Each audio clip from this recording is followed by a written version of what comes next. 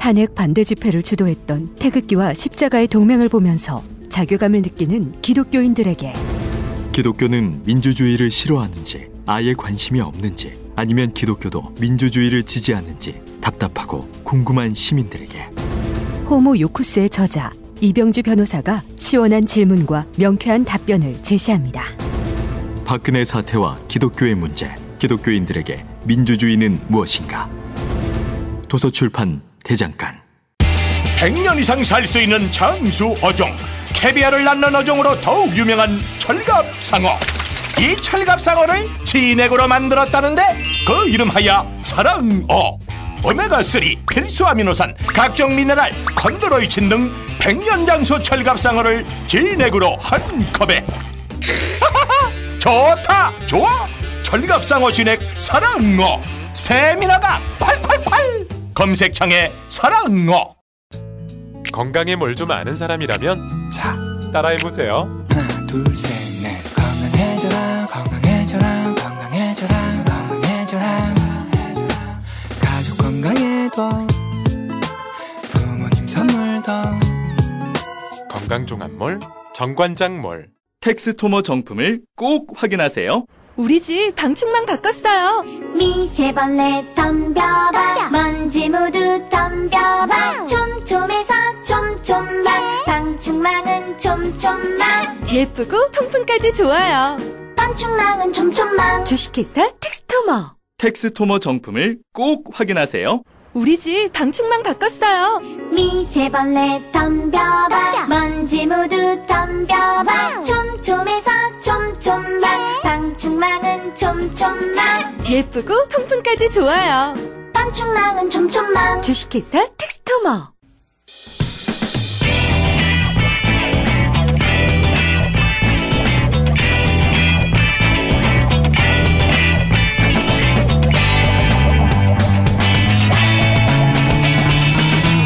김어준의 뉴스공장.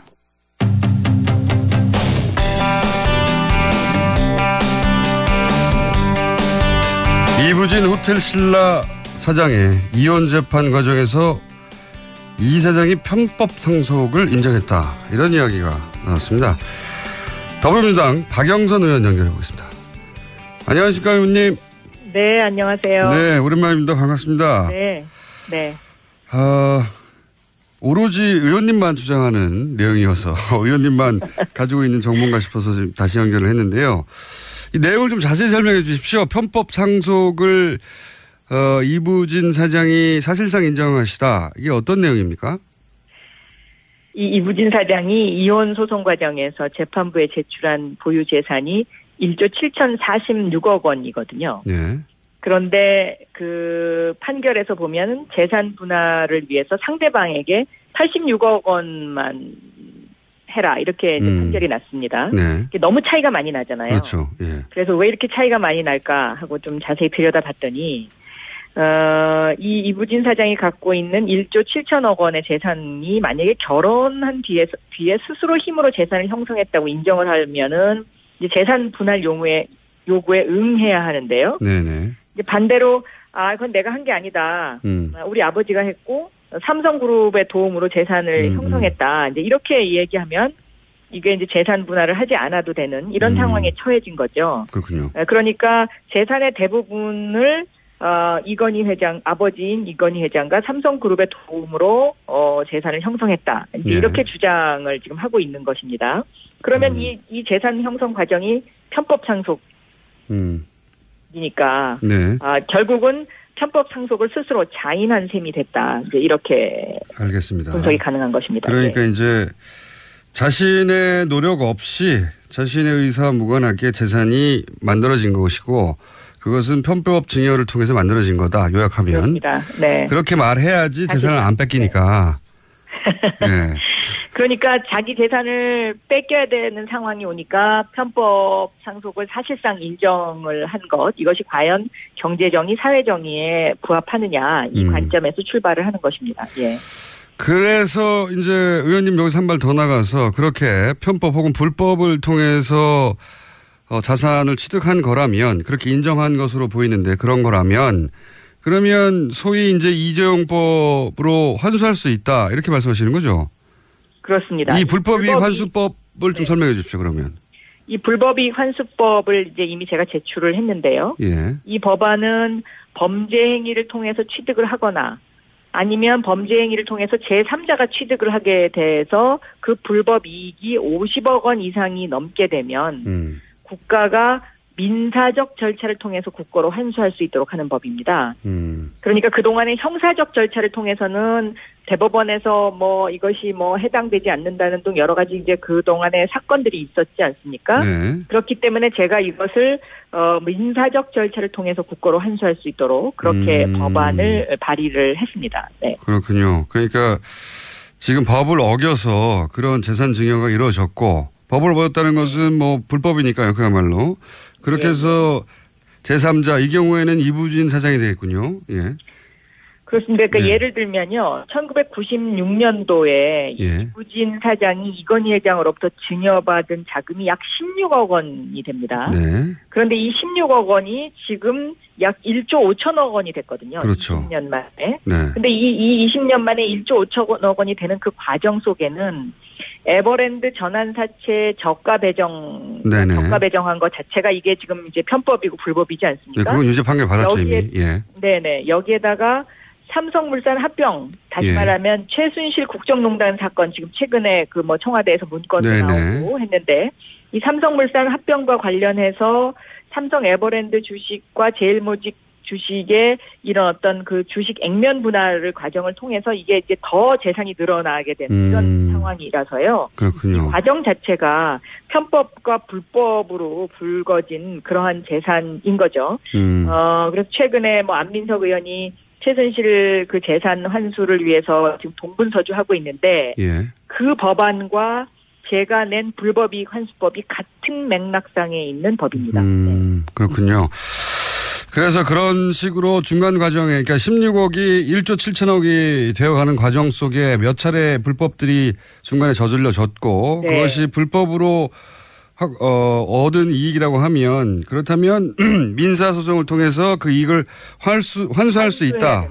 네. 아하. 특히 이 삼성 에버랜드 주식과 제일모직 주식과의 합병 과정에서는 이 합병 비율이 잘못됐다고 이미 그 여러 지적이 있었고 이게 지금 문제가 되고 있지 않습니까? 네네. 그래서 이러한 어떤 이렇게 불법으로 취득한 이러한 재산을 그냥 사회가 용인해 준다면 앞으로도 계속해서 이런 식의 그 주식 그 합병을 통한 불법적인 행위가 계속될 것이기 때문에 이것은 여기서 단절을 하는 것이 필요하지 않나 저는 그렇게 보고 있습니다. 만약에 지금 말씀하신 불법이익 환수법이 실제 법제화가 되면 이부진 사장 경우에는 어느 정도 환수가 가능할 거라고 예상하십니까? 이부진 회장 경우에는요. 지금 삼성물산과 제일모직 사건을 빼면요. 왜냐하면 그건 아직까지 지금 뭐 이것이 얼마다라고 계산하기가 조금 힘들어서요.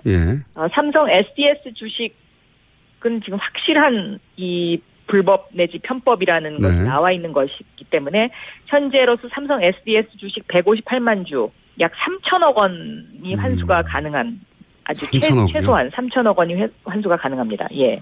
국고 환수가 가능하다 3천억 원이. 예. 대단한 액수네요. 입법화가 가능할까요? 이것은 결단의 문제입니다. 그러니까 우리 국회의 법사위 의원들이요. 이 법이 뭐 그 소급 적용에 문제가 있다는 등 이런 이제 여러 가지 핑계를 대서 이 법을 심의조차 하지 않고 있는데 저는 그 심의조차 하지 않고 있는 것 자체가 어떤 그 특정한 재벌의 압력에 굴복하는 것이다라고 저는 그렇게 보고 있습니다. 저는 이런 어떤 불법이익 환수법이 선진국에서도 이런 그 민사적 절차를 통해서 국고로 환수할 수 있도록 이미 통과된 경우가 있기 때문에 이것은 사회 정의와 경제 정의의 가치를 어떻게 생각하느냐에 대한 결단의 문제다라고 저는 보고 있습니다. 알겠습니다. 저희도 이 법안에 대해서 관심을 계속 가지기로 하겠고요. 또 한 가지 또 의원님한테 여쭤보고 싶은 것은 이것도 역시 의원님 발로 나왔던 보도인데 이부진 그 관련 보도도 의원님 발로 나오고 후속 보도가 없고 이것도 후속 보도가 없어서 의원님한테밖에 여쭤볼 수가 없습니다. 이게 뭐냐면 국세청이 삼성 이재용 부회장의 5천억 해외 비자금을 자진 신고하는 기간을 만들어서 그 기간 동안 5천억에 대한 과태료 등을 면제해 준 거 아니냐라는 의혹을 제기하신 바가 있어요. 근데 이 후속 보도가 전혀 없어서 네. 우선 요 내용을 간략하게 먼저 설명을 해 주십시오. 어떤 내용인지.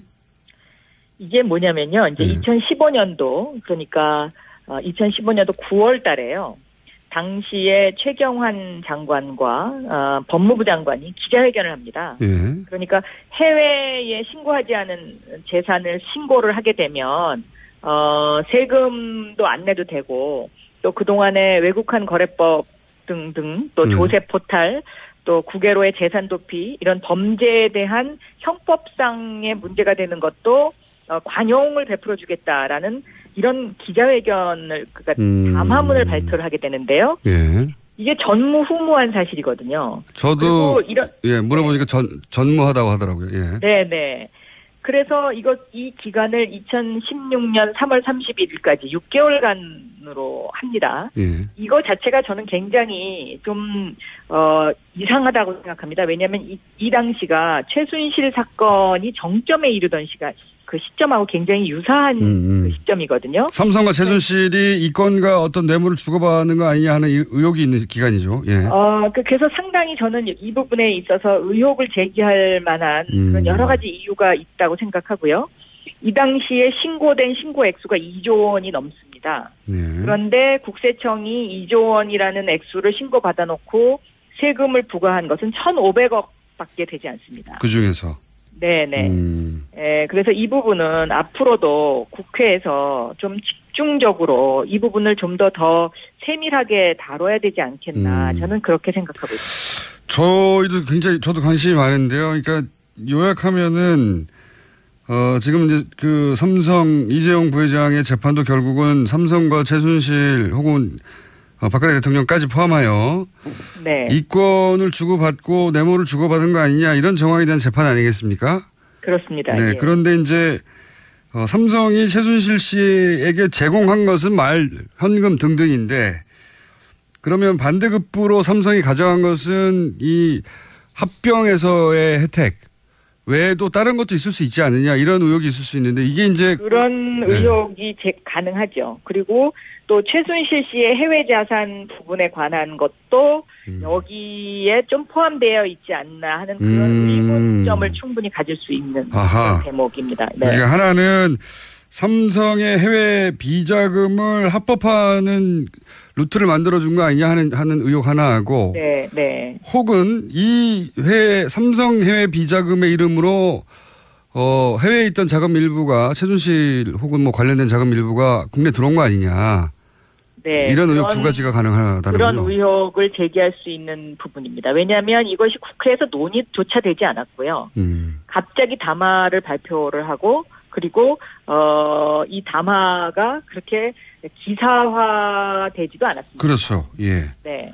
당시 2조 가량 이런 식으로 해서 면책됐다고 하는데 의원님 이 중에 삼성 이재용 부회장의 5천억 해외 비자금이 포함됐다고 하는 이제 어떤 정보 첩보를 받으신 거죠, 의원님은?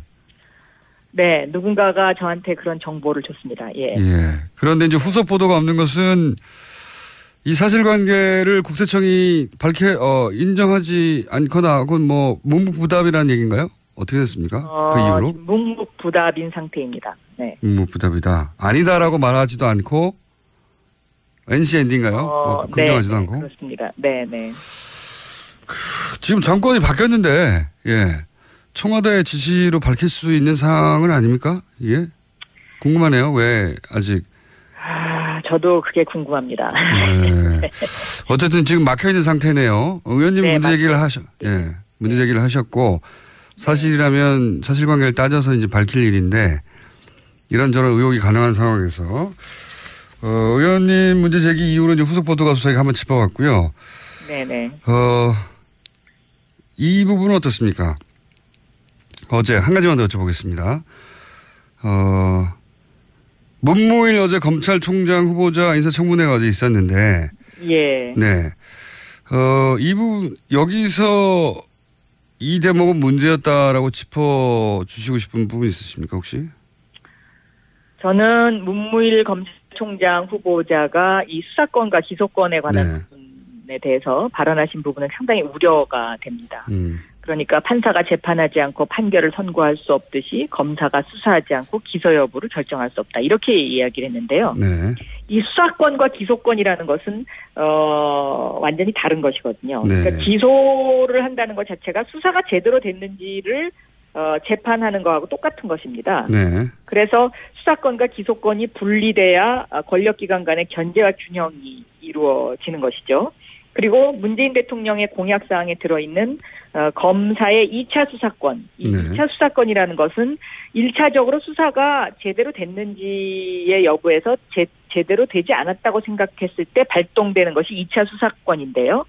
이런 부분에 있어서 문무일 검찰총장 후보자가 검찰 조직의 논리를 그대로 대변했다는 것은 고양이가 계속 생선을 안고 가고 싶어 한다라고 이렇게 비유할 수 있겠습니다. 알겠습니다. 검경 수사권 분리에 대한 검찰총장의 소극적 입장은 문제다 이렇게 지적하시는 거죠? 그렇습니다. 네. 알겠습니다. 지금 그 문제 제기하신 이부진 호텔신라 사장의 불법 이익환수법 적용 가능성 그리고 이재용 부회장의 5천억 해외 비자금 건은 의원님만 제기하신 문제이기 때문에 저희가 계속 의원님한테 여쭤보겠습니다. 네. 새로운 소식 나오면 저희한테 네. 먼저 연락 주시고요. 네. 더위에 건강 조심하세요. 네, 감사합니다. 네. 의원님. 네. 서울시장 나가십니까? 그런 얘기는 다음 기회에 질문해 주시면 감사하겠습니다. 알겠습니다. 네. 네. 감사합니다. 예. 박영선 의원이었습니다. 안 나가신다는 말씀 안 하시네요. 예.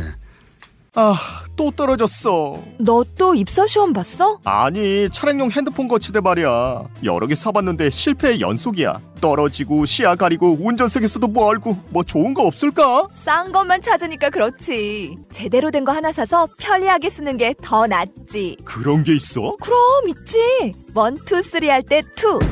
힘 세다 할 때 힘. 2 힘. 2 힘? 2배로 힘이 세다는 건가? 네이버 검색창에 2 힘을 검색해보세요. 오빠, 우리 어디 가는 거야? 정수 가지. 와, 우리 말 타러 가는 거야?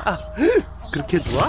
고민하지 말고 장수로 오세요. 온 가족이 즐기는 승마 체험과 국내 최대 규모의 말역사 체험관 등 장수에는 정말 볼 것, 누릴 것들이 넘쳐난답니다. 말의 심장 소리를 직접 느껴보는 장수에서의 하룬 여행. 장수는 항상 가까이 있습니다. 주말 여행은 장수로. 승마 체험 예약은 063-350-5486.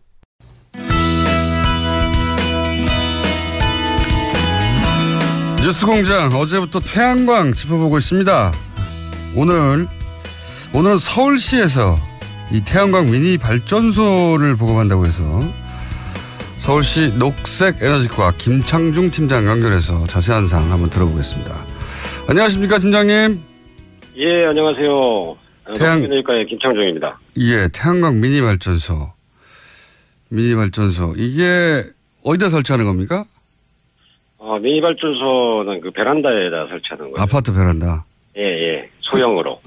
흔히 이제 미니 발전소라는 게 네. 그러니까 이제 그 주택이나 이제 옥상 가정에 설치할 수 있도록 그 소형량으로 제작을 해서 저희가 이제 그 생산된 전기를 가정에서 바로 쓸 수 있도록 그리고 이제 그 전기 요금 절약 효과도 가져올 수 있도록 한 시스템입니다. 그렇군요. 이 옥상에 크게 설치하는 거하고는 조금 그보다 좀 작은 건가 보죠? 그렇죠. 그 베란다에다가도 설치할 수 있도록 만든 아파트 베란다에다가. 예. 그렇군요.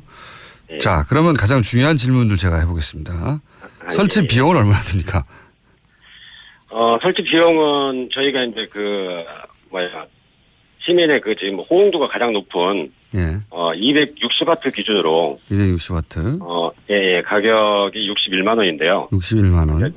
저희 시에서 한 41만 5천 원 정도 보조를 하고요. 서울시에서 60만 원 중에 40만 원을 부담해요? 예. 훌륭합니다. 그러면 개인은 20만 원이 채 안 되지 않습니까? 부담하는 게. 거기에서도 또 자치구에 따라서 또 그 5에서 10만 원 정도를 또 추가 보조를 받을 수 있습니다. 각 서울시의 각 구별에 따라서 5만 원, 10만 원 더 준다. 예. 그러면 15만 원만 내면 되는 거네. 그렇죠. 그 정도 되는 거죠. 적게는 아예 10만 원밖에 안 내는 경우도 있겠네요. 그렇게 됩니다. 예. 이런 훌륭한 사업이 그래요? 예. 그래서 작년도에는 자치구가 한 13개 자치구가 보조금을 편성해서 참여를 했고요. 예. 올해는 이제 한 22개 구청이 추가 보조금을 편성해서 지금 참여를 하고 있습니다. 올해? 예. 올해 지금 현재 아직 7월 말 통계는 안 잡혔을 텐데 6월 말까지 베란다형으로 얼마나 많은 가구가 참여했습니까? 6월 말까지 저희가 한 9,900가구 정도. 9,900. 그래서 지금 올해 그 서울시 미니태양광 쪽의 보급 금액이 예산 금액이 50억이었었는데요. 이게 이제 정부 지원금까지 합친 금액입니다. 그래서 이제 50억이었는데 벌써 거의 다 소진했네요. 7월 달에 거의 소진된 상태입니다. 그래서 이제 지금 추가 예산 확보 중에 있고요. 예. 그러면 지금은 신청해도 안 될 수도 있는 거 아닙니까? 추가 예산이 확보 안 되면. 추가 예산은 확보되는 건 확실시 되고 있고요. 이제 그 재개 시점이 이제 언제쯤 이루어지느냐, 그거는 이제 아직 미정입니다. 그러면 이제 베란다 설치한다고 하는데, 베란다 난간 안쪽에 설치하는 겁니까? 바깥쪽에 하는 겁니까? 바깥쪽에 하는 거겠죠? 설마? 바깥쪽에 설치한 거죠. 예, 그렇군요. 예, 안쪽에 설치하는 게 아니고. 이사 갈 때는 어떡합니까? 이사 갈 때는 이게 분리가 탈부착이 가능하기 때문에, 이전 설치가 가능해요. 근데 이제 비용이 직접 시민이 직접 탈부착을 할지 못하는 경우, 그럴 경우는 전문가한테 한 10만 원 정도 들여서 이제 이전을 해야 됩니다. 에어컨 이전하고 비슷하네요. 말하자면. 그렇다고 보시면 되죠. 예. 그렇군요. 근데 이런 거 어떻습니까? 남양도 아니고 예를 들어 장마철이고 이러면은 생산량이 나옵니까? 전기 생산량이? 그러니까 이제 정남향이 아니더라도 이렇게 동양이나 서양일 경우에는 한 효율 측면에서 한 20-30%가 차이가 나요. 차이가 나는데 이제 이 부분은 고객한테 설명을 하고 시민한테 설명을 하고 이제 설치 여부는 이제 시민이 판단해서 설치하도록 그렇게 이제 하고 있습니다. 약간 차이가 나지 전혀 생산이 안 되는 건 아닙니다. 그렇군요. 하긴 햇빛이 아예 안 나는 경우는 없으니까요. 예. 그렇죠. 이건 어떻습니까? 이제 하다가 이게 이제 나는 이 정도 전기 생산량이면 큰 도움도 안 되고 해서 걷어버리겠다. 다른 사람한테 팔겠다. 이게 가능합니까? 그거는 이제 저희가 이제 5년을 기준으로 하고 있는데요. 이제 5년 이내에 철거를 하게 되면은 저희가 이제 보조금을 환수할 수도 있고 사용 기간에 따라서.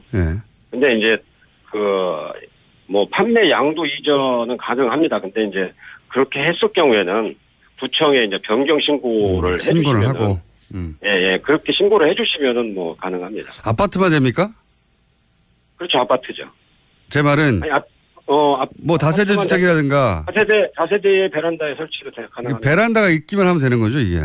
그렇죠, 예. 그러니까 이제 베란다형만 있는 게 아니고 콘솔형으로 해서 또 이렇게 옥상 위에다가 그냥 올려놓고 발전을 할 수 있는 그런 발전 모듈도 있습니다, 별도로. 용량이 여러 가지입니까? 용량이 이제 저희가 이제 보고업체를 7개 업체를 선정을 했는데요.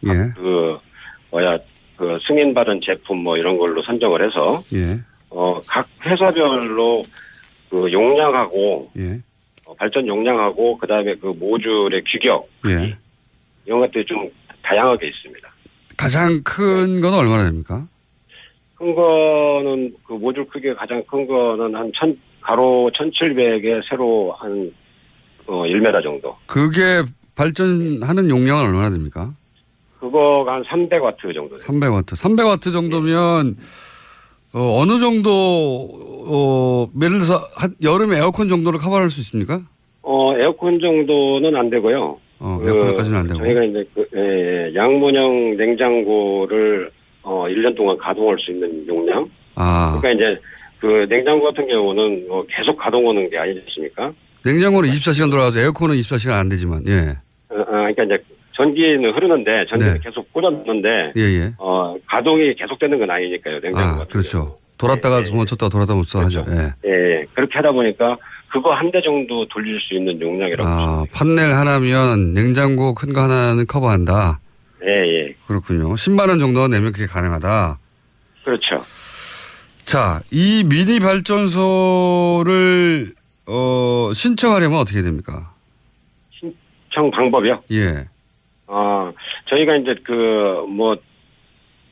지금은 언론에 많이 이제 홍보가 돼가지고 예. 시민들이 많이 알고 있습니다만은 저희 서울시 홈페이지에 햇빛 지도라는 홈페이지가 있어요. 예. 거기에 이제 햇빛 지도. 네, 햇빛 지도. 햇빛 지도로 검색을 하시면은 솔라맵.서울.go.kr로 들어가실 수 있습니다. 햇빛 지도. 그래가지고, 예. 거기에 이제 업체 연락처하고, 그 다음에 제품의 규격들, 이런 것들이 이제 상세하게 나와 있습니다. 접수 방법도 있고요. 예, 접수 방법도 있고요. 지금은 근데 예산을 다 소진하셨다니까 일단 대기만 되겠네요? 저희 녹색에너지과로 연락을 주셔도 자세하게 또 안내를 하고 있고요. 녹색에너지과. 예. 이건 어떻습니까? 제가 한 가지만 더 여쭤볼게요. 예. 이제 아파트만 있는 건 아니니까요. 단독주택으로 좀 큰 규모로 하고 싶다. 이 사업은 지금 서울시에서는 안 하고 있습니까? 그분도 지금 하고 있죠. 저희가 이제 서울시에서 이제 미니 태양광 외로도 일반 건물에도 지원을 하고 있고요. 예. 이제 한국에너지관리공단에서 추진하고 있는 태양광 대여 사업과 연계해서 공동주택, 공동전기료 절감하는 부분도 지원을 하고요. 공동주택. 좀 큰 규모로 하겠군요. 공동주택이니까. 예. 그래서 이제, 그러고 이제 소규모 태양광 발전 사업을 하시고자 하시는 분들한테 저리로 발전 사업 금액도 좀 융자를 해드리고, 그 다음에 이제 지금 서울시 같은 경우는, 발전 사업자들에게 발전, 양에 대해서 별도로 정부에서 한전에서 그러니까 전력을 판매하는 금액 외에 별도 보조금을 지급을 하고 있습니다. 또. 그렇군요. 그러니까 아예 이 태양광 발전 사업을 하고 싶은 조그만 땅에 있는 분들 그렇죠. 일조량 좋은 곳에서 그 땅을 있고 이제 옥상도 있고 옥상도 가능하고요. 예. 그런 경우에는 융자도 해주고 보조금도 있다. 예. 그리고 공동주택용도 있고 일반 건물도 지원이 가능하다. 예. 이 모든 거는 서울 햇빛 지도에서 확인 가능하다. 내용들이. 그렇죠. 예. 상세하게 나와 있습니다. 한 가지만 마지막으로 질문이 들어와서 문자로 여쭤볼게요. 아파트에서 미관상 자체적으로 설치 불가라고 하는 아파트들이 있나 봅니다. 관리사무소나 이런 곳에서. 그런 경우 있나 보죠. 그렇게 문자가 왔는데. 이럴 때는 어떻게 합니까? 그럴 경우에는 어차피 이제 그게 공동주택 관리 규정상에 이제 그런 부분이 있거든요. 네. 그래서 이제 입주자 대표회에서 이제 어느 아파트 같은 경우는 입주자 대표회에서 전체적으로 미관과 무슨 아파트 값이나 이런 거를 감안해서 여튼간 설치를 못하게 하는 경우가 있어요. 그런 경우에는 이제 저희가 이제 아파트 대표자 쪽에 이제 이렇게 협의도 하고 그러는데 이게 공동주택이다 보니까 저희가 이제 100% 관여는 할 수는 없습니다. 그렇군요. 그건 결국 주민들끼리 해결해야 될 문제군요. 예, 그렇게 됩니다. 공동주택이니까 권리도 다 n분의 1인데, 그렇죠. 다른 분들이 반대할 경우에는 서울시가 어떻게 할 방법은 없다. 예. 하긴 듣고 보니까 그러네요. 그건 서울시가 해결해 줄 문제가 아닙니다. 자, 그렇다고 합니다. 오늘 여기까지 듣고요. 저희가 이 태양광 관련해서 관심이 좀 갑자기 많아졌거든요. 그래서 혹시 새로운 소식 있으면 또 한번 연결하겠습니다. 오늘 말씀 감사합니다. 예, 감사합니다. 수고하십시오. 네, 지금까지 서울시 녹색에너지과 김창중 팀장이었습니다. 김창중.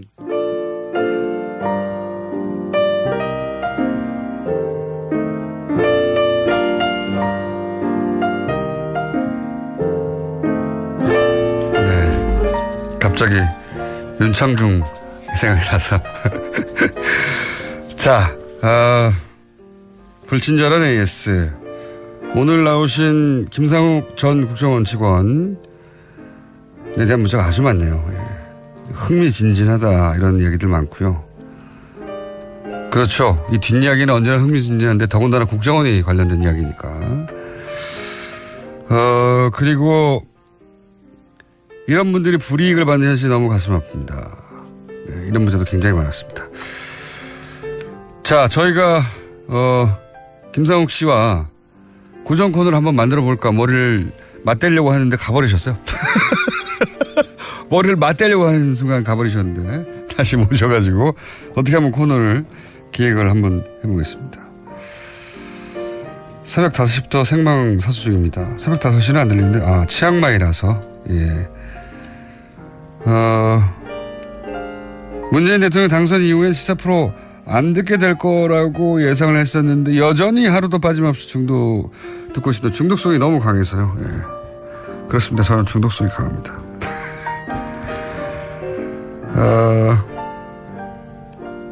파리에서 문자를 보내려고 했는데 문자가 잘 안 가서 서울에 와서 보냅니다.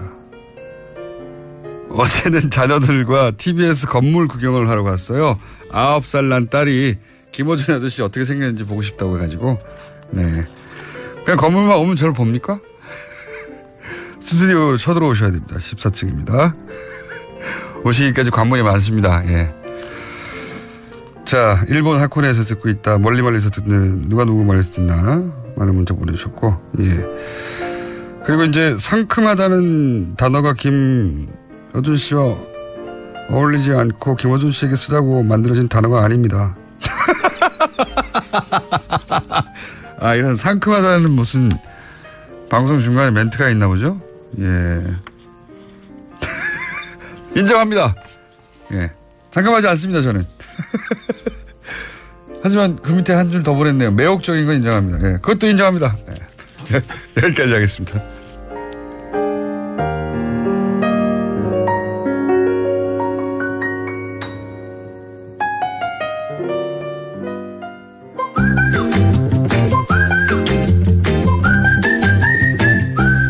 자, 지난주 한 주 건너뛰었습니다. 정태인 소장님 나오셨습니다. 네, 안녕하세요. 칼 폴라라니 사회경제연구소. 한 주 건너뛰었더니 일주일에 10명 지속되던 추세가 떨어졌죠. 떨어졌습니다. 제로입니다. 사실은 제가 어제 어머니 생신 때문에 휴가를 냈기 때문에 확인은 못했지만 지난 2주간 제로라는 얘기를 전화로 들었습니다. 방송에 안 나오시면 제로예요? 그 전에도 마찬가지. 방송에 나와서 겨우 10명 단위로 올라가려고 그랬는데 다시 또 지난주에 안 나오시는 바람에 다시 제로. 이번에 나왔으니까. 네. 오로지 방송 때문에 가입된다는 게 입증되고 있습니다. 자, 칼 폴라라니 사회경제연구소.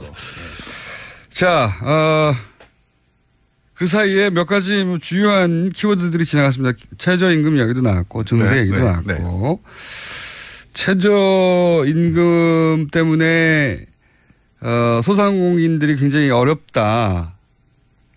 라고. 근데 이제 이 소상공인들의 모임이라고 하는 곳에서 나온 발언들을 보니까 이분들이 정말 소상공인들이 맞는지 하는 정치적 발언도 많아요, 보니까. 소상공인 연합이 여러 군데가 있는데 그런 단체가 또 어떤 군데에서는 사실 갑이 문제지 무슨 학생들 아르바이트가 문제냐 이런 성명을 그러니까 오히려 이제 건물에 들어가서 사실 건물 이제 임대료 혹은 그거를 안정적으로 이제 이 장소를 확보하지 못하고 건물주가 나가려면 나가야 되는 이런 게 훨씬 더 리스크지 뭐. 상인의 경우는 임대료 굉장히 크고 그다음에 프랜차이즈들 있잖아요. 그런 데서는 중간에서 떼어먹는 게 크고. 그러니까요. 또 중소기업도 하청에서는 하청 단가가 훨씬 더 큰 문제가 되겠죠. 그런데 이제 아르바이트생들이 몇천 원 올랐다고 해서 휘청휘청 한다는 게 너무 과장 아니냐라는 얘기도 있고요. 사실은 아르바이트를 많이 쓰는 곳은 힘들 수 있어요. 왜냐하면 그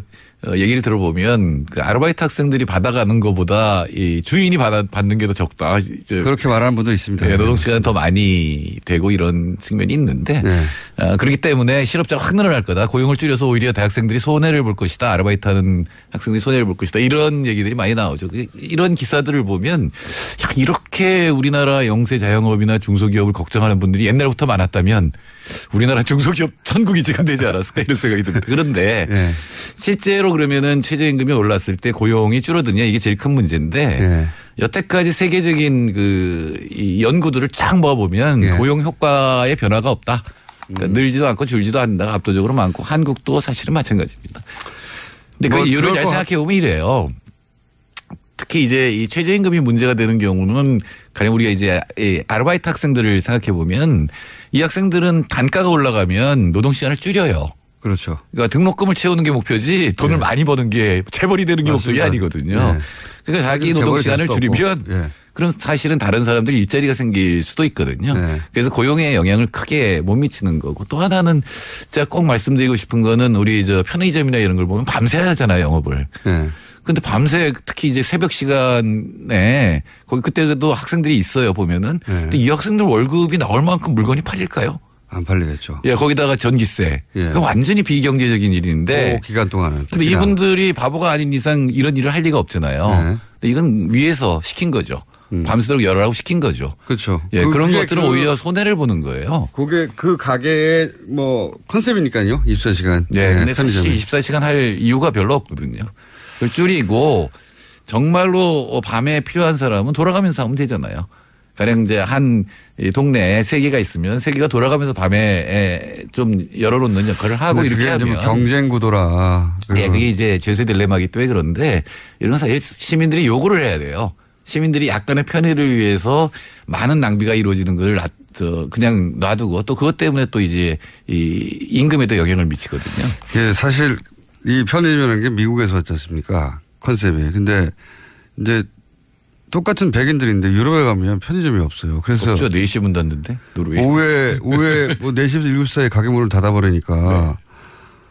편의점이 없으면 정말 불편할 것 같은데 금방 정합니다. 예. 뭐 약간 미리 사놓으면 되는 거기 때문에 사실 미국도 밤새도록 하는데 그렇게 없어요. 우리나라하고 일본이 특히 많이 있지. 뭐 어쨌든 세븐일레븐이나 이런 것들이 이제 미국에서 처음에 특히 뉴욕 같은 곳에서 불이 꺼지지 않는 도시에서 시작된 건데 그거 굉장히 익숙해졌죠. 골목골목으로 이제 들어왔으니까 구멍가게들이 사라지고 그걸 편의점이 대체하는 거라고 우리나라에서는 보면 될 것 같은데. 여하튼 최저임금이 고용을 줄일 것이다.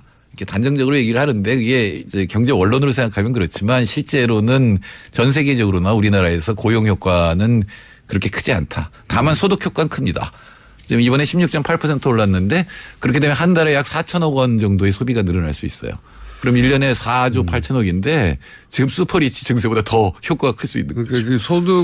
소득주도 성장론이라는 게 돈이 있어야 쓰지. 특히 가난한 사람들의 돈이 많아져야 된다라 소득주도 성장론이. 그렇죠. 돈이 있어야 쓰고 그리고 그래야지 기업이 다시 돌아가고 하는 건데 뭐 그거의 첫 출발인 거죠. 이걸로 다 해결되지는 않을 물론 그게 이제 소비를 늘리고 부자들의 돈이 줄어드는 거 사실 가부의 이익이 줄어드는 거지 지금 편의점주나 이런 데가 망한다고 보기는 어렵거든요. 그러니까 다른 어떤 경제 민주화 정책하고 이제 같이 가야지 최저임금 인상이 효과를 볼 수가 있는 거죠.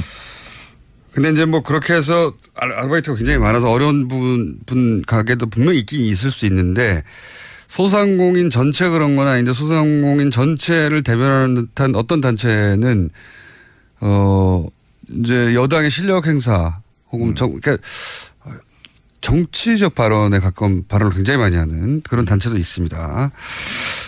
의구심이 좀 드는 단체도 있고요. 예. 누가 시켰나 이런 생각이 드는. 자, 또 하나가 증세예요. 이게 증세는 나올 수밖에 없는.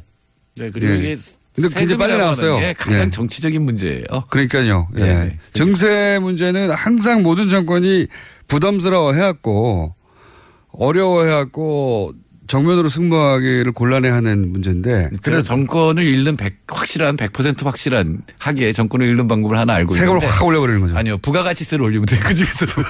그럼 100% 진짜로 100% 실각하더라고요. 정권들이. 더 확실한 방법은 담배값을 매년 올리는 거예요. 그거는 잘 모르겠어요. 잘 모르겠는데. 어쨌든. 이제 이 증세에 대해서 어제 한 여론조사에 따르면 이번에 이제 정부가 아이디어로 내놓은 5억 이상 그리고 2천억 이상 이익을 내는 재벌과 5억 이상 버는 과세 표준 2천억 이상 5억 이상이죠. 예. 네. 법인세와 소득세에 관해서 최고세율을 올리는 거죠. 그 경우에는 찬성하는 비율이 85%가 나와요. 85%죠. 그리고 자유한국당 지지자들 중에서도 67%. 그러니까요. 자유한국당조차 예. 나랑은 상관없는 거 아니냐. 확실하게 상관없죠. 그러니까요. 0.02% 대상이니까. 0.0이에요? 0.1도 아니고. 법인세의 경우.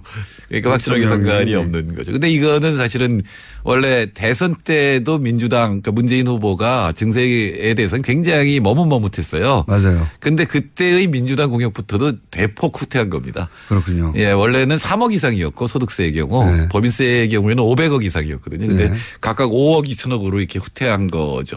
이게 핀셋이라고 그랬는데 인수위원회에 해당하는 데서는 거기 상당히 강경한. 핀셋이 아니고 거의 바늘. 그냥. 네. 그 정도 수준으로. 네. 강경한 경제학자들이 많이 있었는데도 증세액이 빠져버렸거든요. 아예. 근데 그리고 나서 이제 추미애 대표가 한마디를 했고 이게 이제 공론화되고 있는 거 보니까. 그럼 당청이 이제 이 소위 말해서 이제 추경 국면이 지나면 그다음에 증세다라고 생각하고 있었던 것 같고요. 그래서 증세가 단계별로 하는 것 같아요. 사실은 참여정부 때랑 비교해 보면 참여정부 때는 청와대가 주도했거든요. 네. 그리고 사실은 여당도 반대하는 상황이었는데 그걸 반면 교사로 삼아서 이번에는 좀 당이 먼저 정치적 이게 정치적 문제라는 걸 확실히 인식을 하고 정치적 과정을 밟는 게 아니냐 이런 생각이 듭니다. 그리고 당시 종부세 같은 경우에도 대상자들은 0점대였거든요. 네. 1%대였죠. 네. 그러니까 99%는 찬성해야 되는 법안인데 사실 그때 이제 언론 관리도 제대로 못했고 메시지 관리도 잘 안 됐고 그리고 당시 야당이었던 그때는 신한국당입니까? 신한국당이 여론조를 잘했던 거고요. 한나라당이었던 것 같고요. 한나라당이었던 거요. 예. 여론조를 잘한 거죠. 그때 나온 말이 세금 폭탄이었고 그러니까요. 이번에 아니나 다를까 자유한국당도 세금 폭탄을 들고 나왔죠. 세금 폭탄 그다음에 세금 폭탄이라고 하기엔 대상자가 너무 적으니까 이번에는 뭐였더라? 타겟 증세? 타겟 증세. 표적 과세. 표적 증세. 표적 과세. 표적으로 해가지고 한다는 거죠. 원래 과세는 표적을 잡아서 하는 겁니다. 네, 그래서 이제 표적이란 말에는 뭔가 복수의 느낌이 좀 들어가서 니들이 당하고 있는 거야 이런 뉘앙스를 만들려고 했던 것 같아요. 예. 그래서 이번에 민주당에서는 명예과세라는 말을 들고 나왔는데 명예과세. 세금에다 이름을 어떻게 붙이느냐는 굉장히 중요해요. 굉장히 중요하죠. 옛날에 상속세를 올리니까 미국에서 그걸 사망세라고 반대하는 당이 들고 나왔어요. 이거 굉장히 효과가 컸거든요.